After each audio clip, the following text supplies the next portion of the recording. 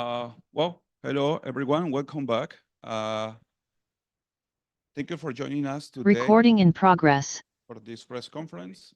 Also, minute. We are good. Okay. Welcome back, everyone. For the next segment, we have here PRX. Before to start, thank you guys for being here. I know that is not a good moment, and thank you for sharing here your time with us. Now we will start with questions from the media on the call. So remember, please raise your hand. I will call on you.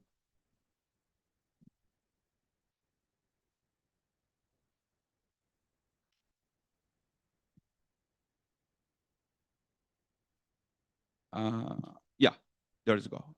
Pedro Romero. Hey guys, I believe I can speak for all the media here when I say commiserations on the loss and subsequent elimination from the tournament. A tough way to go down. Hopefully, you guys can bounce back in any capacity in the future. Got a question for Alex. Obviously, looking at the entire series overall, you guys started off well on the first map victory, then things started to go south from the second map onwards. I asked to you, when did what was the biggest issue that affected the team during that middle stretch of the series? When did it happen specifically, and how much did that affect the team's subsequent showing at the latter stages of said series? So your question is what happened right in the second map, basically. Basically, biggest issues that affected the team from second match up onwards. I mean, this happens. This happened a lot this year, where we win the first map convincingly, and the second map we either overcompensate by being too careful or too aggressive. I think this time we were too careful, and we were just like we instead of just loosening up and trying like to, we have one map up. I think we can take a little bit more risk. I think we try to reduce risk because we just don't want to lose, and the side effect of that is you become too readable and become too careful. And I think because of that, we ran into so many stacks that we normally wouldn't. Like this is not the sunset game was not the best performance that we had. Normally we're a lot more confident in the map, and the way we played the game it just is the way we're just going A or B. That because of that, yeah. That's how it rolls sometimes. And after that, momentum is with EDG. They came with a combat we've never played before. Even though we did some research on it, it's still hard to play against like on the fly. Yeah, and just Domino's toppled, and that's what happened. Cool. Thank you so much. Next question is from Sierra Felisby. Yeah, hello, Sierra Frisbee, just freelance. My question is also for Alex, unless someone else thinks they can answer it better.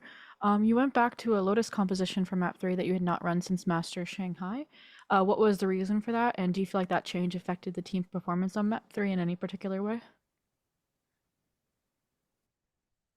Maybe not enough reps, but I think we played okay in scrims. I think sometimes I don't know. I don't know.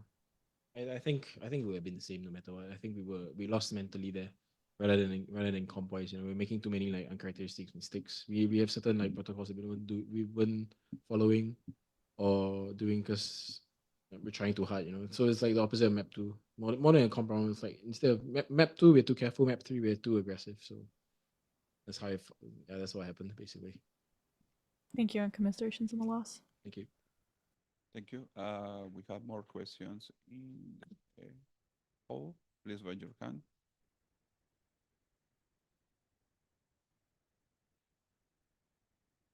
We have one question here in the room, I think. No. Yeah.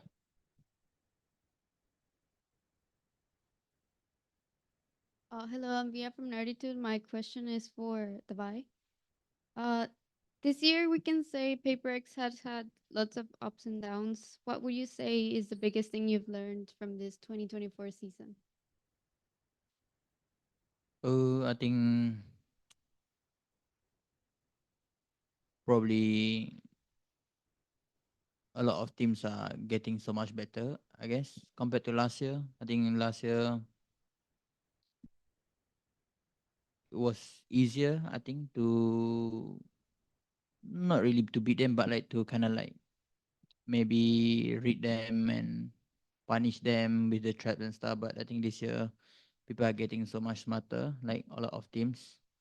So yeah, maybe I would say those. Thank you. Thank you for your answer. Next question is from Siddharth. Hello, Sid. I'm just a freelancer. I'd like to ask this question to Alex. On map 2, Lotus, we saw you take 2 quick timeouts within like 3 to 4 rounds. It did bring you guys some maps on the rounds on the board, but I'd just like to know the thought process behind this back-to-back, like rapid timeouts. I mean, we're just trying to calm down more than anything else. And the first time I was to try and figure out what we can do about this A side. I think I told him the wrong thing. I think we should have played a little bit more defensive, but I told him to go and try and fight them. And I think that pretty much cost us the game, I think. Just let them run away with it. Okay, thank you. Next question is from Pedro Pomero.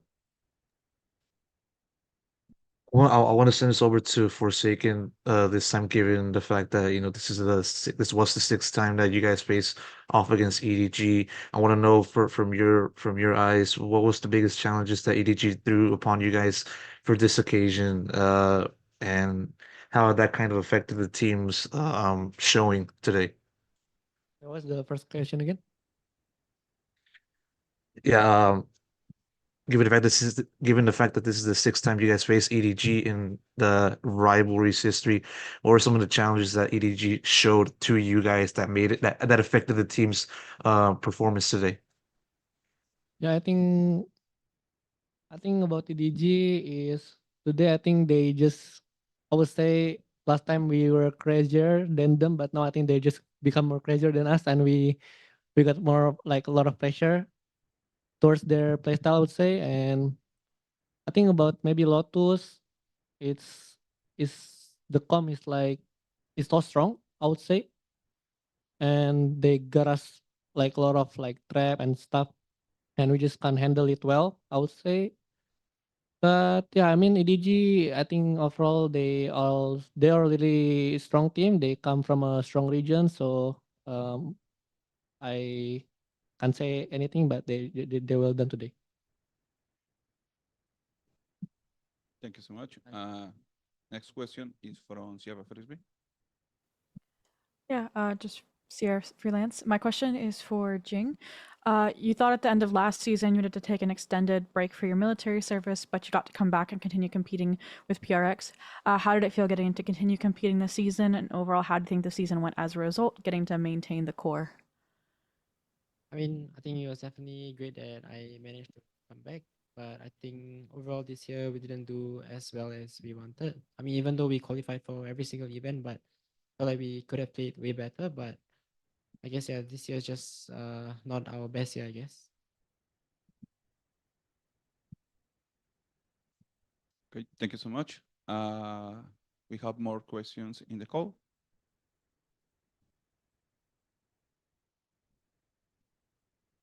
Okay.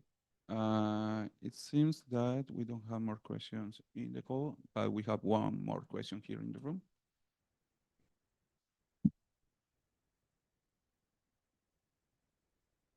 Hello, guys.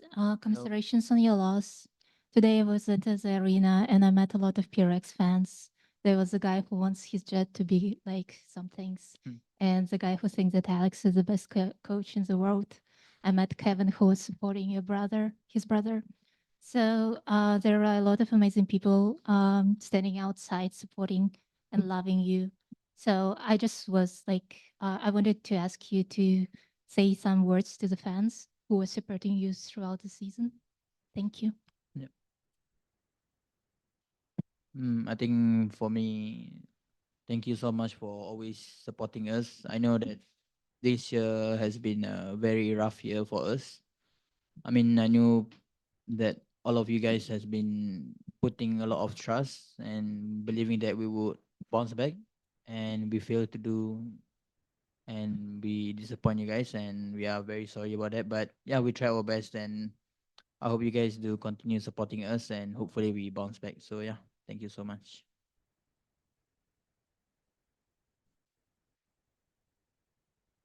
Okay, team. So again, thank you, PaperX, for being here and being Thank you. part of Thank you, Champions everyone. Seoul. Your determination as professional commander. Thank you, guys. Thank you. Thank Bye you. bye.